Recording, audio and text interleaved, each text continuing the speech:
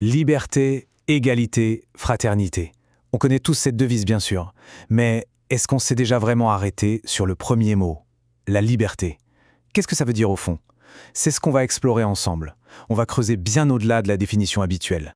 Alors oui, c'est la question essentielle. Parce que si on y réfléchit, avant même de pouvoir parler d'égalité ou de fraternité, il faut d'abord s'entendre sur ce qu'est la liberté. Sinon, tout le reste s'écroule.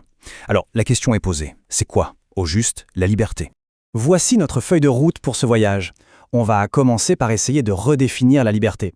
Puis on va plonger dans les mots, leur origine. Vous allez voir, c'est plein de surprises. On explorera ensuite les perspectives spirituelles, pour arriver, à la fin, à cette idée que la liberté est avant tout un travail sur soi. Allez, première étape. Pour la plupart d'entre nous, la liberté, c'est simple, non? C'est l'absence de contraintes, c'est quand on peut faire ce qu'on veut. Mais... et si c'était beaucoup plus profond que ça? En fait, la liberté, ce n'est pas juste l'absence de quelque chose. C'est l'exact opposé de toute forme d'enfermement, qu'il soit physique bien sûr, comme l'esclavage, ou alors mental, comme l'ignorance. Il y a même un enfermement spirituel. Symboliquement, l'enfer, ce n'est rien d'autre que l'âme enfermée sur elle-même. Et ça nous amène à un point absolument crucial. La vraie liberté exigerait en fait la maîtrise de ses propres passions.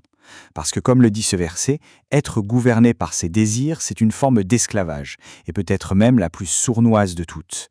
Et pour creuser cette idée de liberté intérieure, il y a un outil formidable, ce sont les mots eux-mêmes. On va voir que leur étymologie nous révèle des secrets assez incroyables. Prenons le mot latin à l'origine de notre liberté, liber. Ce mot avait un double sens assez fou. Il désignait à la fois un homme libre et en même temps la fine pellicule d'écorce sur laquelle on écrivait à l'époque. Et du coup, cette double signification a donné en français deux mots qui sont presque des jumeaux, livre et libre. C'est fascinant. C'est comme si, dès la naissance de notre langue, il y avait cette intuition que la connaissance, celle des livres, et la libération étaient liées pour toujours. Et ce lien entre le savoir et la liberté, ce n'est pas juste une spécialité latine. Ça devient encore plus profond, plus surprenant, quand on regarde comment une langue comme l'hébreu conçoit la liberté. En hébreu, un des mots pour dire liberté, c'est hofesh. Le plus intéressant, c'est qu'il s'écrit de la même façon que le verbe hupas, qui veut dire chercher. Le message est puissant. La liberté n'est pas un état passif, ce n'est pas quelque chose qu'on attend. C'est une quête, une recherche active.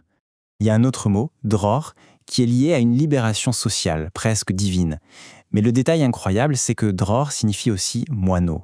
Ce petit oiseau, symbole d'humilité, comme pour suggérer que la vraie liberté passe peut-être par l'abandon de notre ego. Et la mystique juive, avec la Gematria, nous ouvre une autre porte. Chaque lettre a une valeur numérique. Et là, c'est stupéfiant. Le mot dror, la liberté, a une valeur de 410. Exactement la même que kadosh, qui veut dire saint, et shema, qui veut dire écoute. Liberté, sainteté, écoute, ces trois concepts sont numériquement liés. Et on arrive peut-être ici au lien le plus profond. Un fameux jeu de mots rabbinique met en miroir Hérout, la liberté, et Harout, qui veut dire gravé. Pour les sages, l'idée est immense. La vraie liberté, ce n'est pas l'anarchie, mais elle est en fait gravée au cœur même de la loi divine. Cette idée que la liberté n'est pas le désordre, mais une harmonie avec quelque chose de plus grand, on la retrouve dans énormément de traditions spirituelles. C'est en fait une lutte intérieure universelle. Il y a par exemple un parallèle incroyable entre la sortie d'Égypte, cet acte fondateur de la liberté pour le peuple hébreu, et les enseignements du bouddhisme. Dans les deux cas, la terre d'Égypte, ou le Tanaa, le désir, l'attachement, symbolise la même chose, notre propre prison intérieure, celle qu'on se bâtit avec nos attachements. Et ce chemin vers la libération est souvent décrit de manière très similaire. Dans le soufisme, le fana, c'est-à-dire la disparition de l'ego, est la condition pour accéder à la connaissance spirituelle. Ça fait directement écho à cette parole du Christ, c'est la connaissance de la vérité qui nous affranchit. Finalement, on voit bien que toutes ces pistes convergent vers une idée centrale. La liberté, ce n'est pas quelque chose qu'on reçoit passivement, mais bien quelque chose que l'on construit, que l'on crée à l'intérieur de soi. Dans beaucoup de traditions initiatiques, on est présenté au départ comme une pierre brute, c'est-à-dire un potentiel qui n'est pas encore façonné, qui est soumis à ses instincts, à ses passions, à tous ses conditionnements. Et tout l'enjeu, c'est de passer de cette pierre brute à une pierre taillée. Et ça se fait par un effort conscient, un vrai travail sur soi, une maîtrise de soi. C'est comme ça que le potentiel brut se transforme en quelque chose de solide, de construit et de véritablement libre. Au fond, même si les termes sont différents, toutes ces grandes sagesses pointent vers la même vérité. Le principal obstacle à notre liberté, il est en nous. Qu'on l'appelle le mauvais penchant, l'ego ou l'attachement, le combat est le même. Voilà, tout nous ramène finalement à cette idée. simple mais tellement profonde. La quête de la liberté n'est pas seulement une affaire politique ou sociale, c'est, et peut-être avant tout, un voyage intérieur.